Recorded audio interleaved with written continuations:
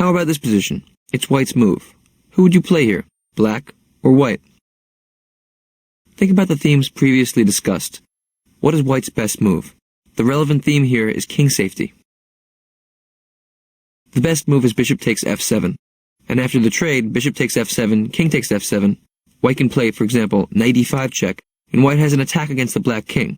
And most important, black can never castle to safety because the king is already moved.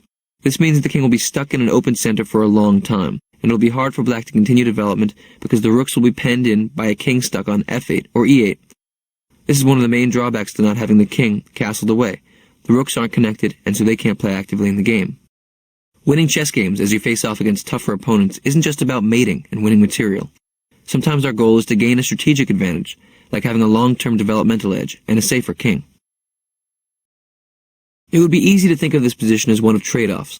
White has more pawn development, and black has more piece development. It's important to know how to evaluate such situations. The most important issue here is quality of development. White has complete central domination, and black's knights are stuck on the side of the board, so the development is not so useful. If you focused on central control in your evaluation, then you had your eye on the ball. White is much better. One way to see this is to imagine how easily white can develop all his pieces, while black's game is cramped and difficult to handle.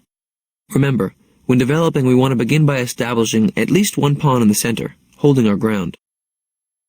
Okay, let's say you begin a chess game e4, e5, and your opponent plays queen h5, bringing out the queen too early. It's a bad move that lots of beginners play. How can you develop a minor piece into the center and defend the e5 pawn?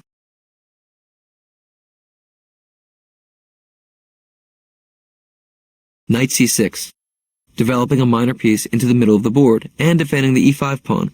This way you're responding to your opponent's threat and developing. A lot of beginners try this opening out. Queen h5, bishop c4, and you see white's threat here? White wants to play queen takes f7, checkmate. This is called a fool's mate. So with black now, you have to defend the mate. The best way is to defend the mate in a manner that will allow you to continue with your development. Here there are a lot of moves. You can play g6, blocking the queen's attack on f7, attacking the queen, and also preparing what's called a fianchetto of the black bishop. This is a fianchetto. The bishop goes to g7. Black can continue then, knight f6 for example, and then castling kingside.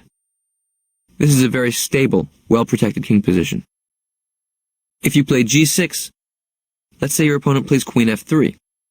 Remember, no mechanical thinking. I just showed you want to play bishop g7 to fianchetto your bishop, but here your opponent is threatening f7 again, so you defend it, knight f6. That knight is defended by your queen on d8, your next move will be bishop g7. Now white's queen is moved twice in the opening, and it's exposed on f3.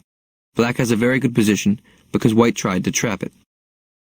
Your next move will be bishop g7, castle to safety, and black has a great game.